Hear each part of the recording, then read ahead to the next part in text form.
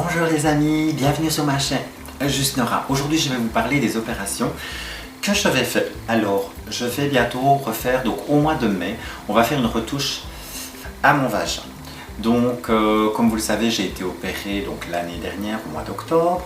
Et ici il y a des petites retouches à faire. Alors bien souvent quand je dis qu'il y a des petites retouches à faire, on me dit « Ah t'aimais pas, c'était pas bien fait ». Non, pas du tout. Il a très bien opéré, c'est juste que je trouve que les lèvres, les grosses lèvres sont un peu trop grandes et que j'ai une bosse au-dessus du vagin. Mais ça, je l'avais déjà avant qu'il m'opère. Et j'aimerais bien qu'il règle ce problème-là et j'en profite pour faire une liposuction.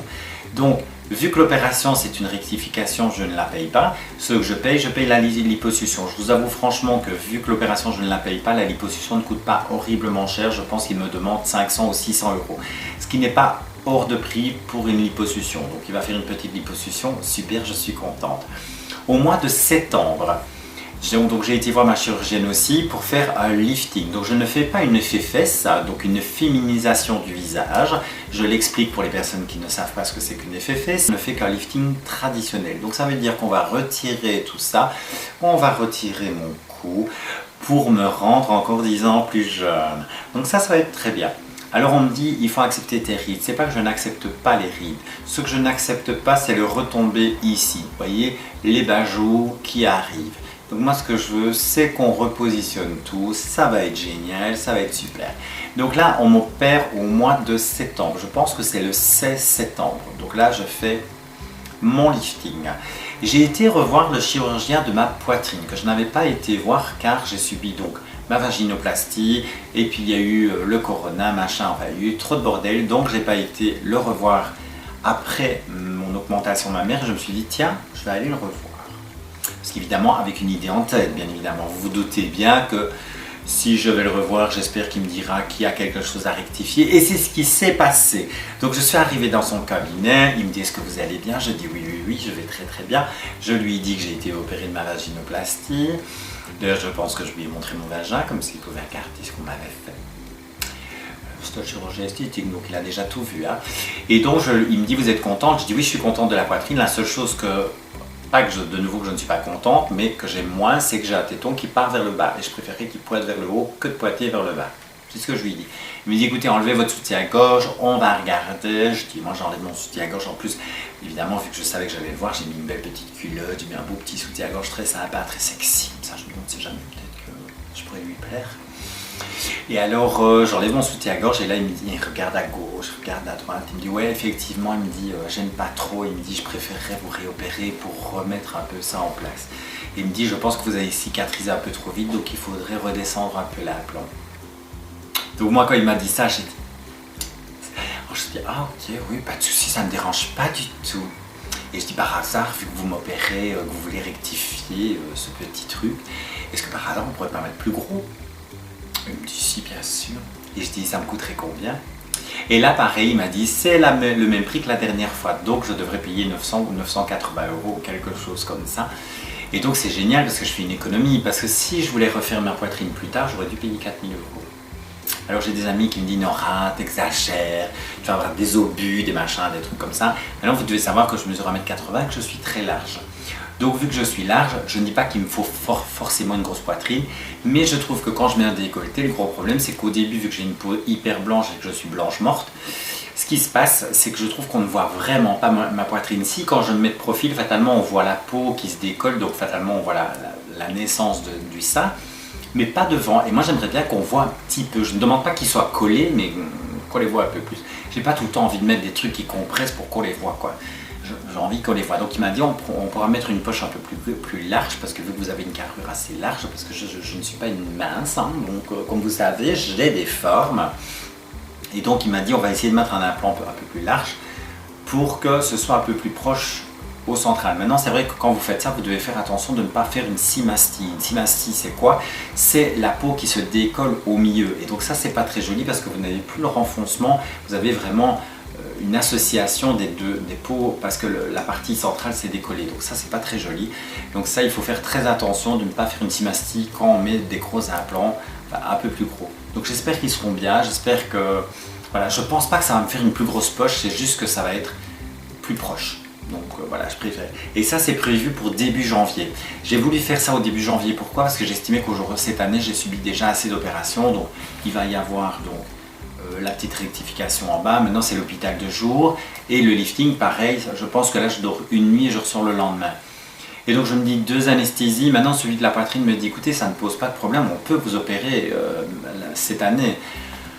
Mais moi, c'était surtout pour ne pas m'absenter trop longtemps dans mon salon de coiffure. Parce que je me dis, première opération, je vais m'absenter 1 semaine. Deuxième opération, je vais m'absenter 2 semaines. Donc je me dis que ça fait 3 semaines. Et on a, voilà, les mois avant, je me dis, est-ce que voilà, j'ai pas envie de m'absenter. Et quand j'aurai fait la poitrine l'année prochaine, j'aimerais bien m'absenter 3 semaines. Pourquoi? Pour vraiment cette fois-ci laisser reposer mes seins et de ne pas vouloir travailler trop rapidement. Donc ça aussi, il faut faire très attention. Vu que je suis dans la vidéo chirurgie esthétique, donc ça c'est les 3 chirurgies, les dernières opérations normalement que je dois faire. J'espère que ce sera les dernières. Je fais aussi mon électrolyse fin de ce mois-ci, donc la semaine prochaine. Et je voulais revenir là-dessus. J'ai eu énormément de messages de jeunes filles qui viennent de faire leur vaginoplastie. Donc, qui me disaient, tiens Nora, est-ce que je peux te montrer pour voir si... Voilà. Comme vous le savez, je ne suis pas docteur, donc je donne mon avis en rapport à ce que je vois, mais de nouveau, je ne suis pas médecin, donc je donne mon avis personnel. Si je vois vraiment que c'est un peu délicat, je dis, écoute, retourne voir ton médecin, c'est mieux, comme ça au moins, il pourra vraiment te dire si tout se passe bien. Des fois, de ce que je vois, j'arrive à dire, oui, ça a l'air de bien se passer, de nouveau, ça a l'air. Je ne suis pas dans votre vagin, donc je ne sais pas ce qui se passe. Par contre, la chose que je peux conseiller, parce qu'il y a beaucoup de filles qui me disent « Oh là là, le dilatateur, le gros dilatateur ne passe pas » parce qu'en fait, il faut que vous sachiez que certains chirurgiens vous demandent de passer des dilatateurs de certaines dimensions. Donc, il y en a qui vous demandent des dilatateurs très gros, très vite après l'opération, et je trouve que ça, c'est pas toujours top. Parce que le principal dans vos dilatations, c'est quoi? C'est de garder la profondeur et c'est de garder votre cavité vaginale. Donc ça, c'est les 2 choses les plus importantes. La largeur, on s'en fout un petit peu au début. Les 2 principales, c'est ça. Donc il vaut mieux passer un dilatateur un peu petit que vous savez rentrer sans aucun problème pendant au moins les 2 à 2 mois et demi après votre opération. Pourquoi? Parce que la cicatrisation n'est pas faite. Et je trouve que, de nouveau, c'est un avis personnel, je pense que ce n'est pas l'idéal de venir avec votre dilatateur et de commencer à le pousser et de jouer avec. Je trouve que votre cavité vaginale n'est pas encore prête à ça. Donc ça veut dire que les peaux doivent déjà se recoller à l'intérieur et doivent aussi cicatriser. Si vous commencez à faire des va-et-vient dans votre cavité vaginale alors que vous venez de vous faire opérer, je pense que ce n'est pas très bon et ça peut vous occasionner des problèmes. Donc moi je serai vous, s'il vous plaît les filles, faites très attention à ça si vous ne voulez pas recommencer vos opérations, c'est que vous introduisez le dilatateur délicatement jusqu'à la fin de votre cavité vaginale, vous le maintenez pendant 1 demi-heure à 1 heure. C'est l'idéal. Moi ce que je faisais, c'est que je le gardais 1 heure et je faisais ça toutes les 4 heures. Donc il y a des gens qui disent oui, mais normalement on t'impose de dormir avec, donc tu devais dormir avec, tu n'as pas bien fait tes dilatations. Alors pour de nouveau les filles qui ont toujours besoin d'essayer de vous donner des leçons ou des morales, avant de vous donner la morale, essayez déjà d'être bien vous-même. Et puis après, vous pourrez parler des autres. Comme ça, je remets en place 2 filles qui n'arrêtent pas de parler de moi alors qu'on ne se voit plus du tout. Donc les filles, si vous pouvez vous occuper de votre propre vie avant de vous occuper de celle des autres, ce serait très bien. Donc je vous fais un petit coucou. Leur prénom à toutes les 2 commence par un J. Comme ça, elles se reconnaîtront directement. Donc les filles, perso, je vous en... Comme ça les choses sont claires. Et si vous avez envie de parler de moi, ben c'est mieux de me téléphoner, comme ça on peut régler les choses ensemble au lieu d'aller déblatérer derrière mon dos. Ça me ferait plaisir que vous arrêtiez de discuter de moi, surtout que je pense que je ne suis pas une femme assez intéressante pour vous, vu que vous êtes les plus jolies dans votre vie. Donc faites votre transition, occupez-vous de votre transition et arrêtez de vous occuper de moi. Et surtout, de parler de moi. Si vous voulez parler en bien de moi, il n'y a aucun souci. Si vous voulez parler en mal, appelez-moi et on en discute ensemble. Comme ça, c'est beaucoup plus facile. Donc les filles, je voulais juste vous dire que je vous sens, voilà, bien fort. Et j'espère que vous allez regarder cette vidéo, comme ça vous vous reconnaîtrez. Comme ça, sur ce, on n'évite pas ça. Alors, donc voilà, les filles, s'il vous plaît, faites attention. Et comme je dis, mes dilatations se sont bien faites. Pourquoi? Parce que même pendant la nuit, je me réveillais pour faire ma dilatation. Moi, je ne voulais pas dormir avec le dilatateur parce que ça me gênait. Et j'ai demandé à mon chirurgien si ça dérangeait que je fasse ça tous les 4 heures, que je me réveille pendant la nuit pour faire mes dilatations et que je ne dorme pas avec le dilatateur. Il m'a dit non, pas du tout, ça ne dérange pas. Donc les 2 filles à qui je parlais, de nouveau, j'ai écouté ce que le chirurgien m'a dit. Voilà, ça c'était un petit coucou aux personnes que je n'aime pas. Voilà, parce que ce sont des fausses. Ça. Et qui me viennent parler sur le dos de tout le monde. C'est pratique, c'est pratique.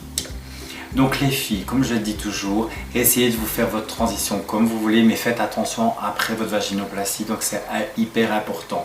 Le principal, c'est de garder la profondeur et la cavité vaginale. La largeur, vous pourrez l'avoir après. Donc ça veut dire qu'après 2 mois et demi, limite 3 mois, c'est bien cicatrisé. Donc là, ce que vous pourrez faire, c'est commencer à jongler. C'est commencer par un petit, un moyen et puis le gros. Alors c'est clair que ça va prendre du temps, mais au moins ça va permettre vraiment de faire de bonnes dilatations sans vous faire de mal. Et sans qu'on doive recommencer l'opération parce que vous auriez été trop fort, parce que vous avez déchiré l'intérieur, parce que vous avez poussé trop fort ou vous avez joué trop longtemps avec votre sex toys alors qu'il ne fallait pas. Voyez? Donc maintenant de nouveau, c'est mon propre avis. Moi, c'est comme ça que j'ai fait et ça s'est bien passé. Jusqu'à présent, ça se passe bien. Je me réjouis d'aller le revoir pour quand même qu'il regarde bien avant l'opération s'il ne faut pas refaire une petite retouche et qu'il regarde que ma cavité vaginale va bien. Pour l'instant, j'ai l'impression que tout va bien. Et voilà, je ne sais pas ce qui se passe à l'intérieur. Donc j'espère que cette petite vidéo a pu vous aider. De nouveau, si j'ai pu aider certaines personnes en rapport à leur opération de la vaginoplastie, j'en suis très contente. Pour les mauvaises langues, de nouveau, comme je dis toujours. Et pour les personnes qui m'aiment, moi aussi je vous aime et j'espère que mes vidéos vous plaisent. Et ne vous laissez jamais influencer par d'autres personnes qui ont le bonheur de toujours vous rabaisser, car c'est la première chose que les autres ont besoin de faire, c'est de rabaisser parce qu'elles ne se sentent pas bien dans leur peau. Donc, les filles, restez les femmes que vous êtes, fortes, courageuses, et les gens qui vous font chier, passez et relevez la tête et vous dire, vous voyez quand vous passez comme ça, je vous emmerde, tu vois. Et ça c'est génial, le plaisir qu'on a de les regarder et de se dire, bah ouais chouchou, bah ouais je vois. Voilà, et ça c'est les jalouses qui parlent. Et moi je dis, ceux-là je ne m'en occupe pas, je trace ma route. Comme on dit, tracez votre route, soyez heureuse dans votre vie, opérez ou pas, on n'en a rien à foutre car on n'a qu'une vie et il faut en profiter à fond. Donc j'espère que mes petites vidéos explicatives vous plaisent. Je ferai des vidéos le jour où je ferai mes interventions, comme ça vous pourrez me suivre dans mes interventions. Attention à vous, protégez-vous et soyez fiers de la femme que vous êtes ou l'homme que vous êtes ou le gay que vous êtes, la lesbienne que vous êtes, l'hétéro que vous êtes, le bisexuel que vous êtes. Amusez-vous, profitez de la vie à fond, je vous aime très fort. N'oubliez pas de partager ma chaîne YouTube, n'oubliez pas de vous abonner, n'oubliez pas de me suivre sur TikTok, n'oubliez pas de me suivre sur Instagram. J'essaie d'être sur tous les réseaux sociaux, j'essaie d'être marrante, d'amuser les gens et surtout de donner de la gaieté. À bientôt, bisous bisous.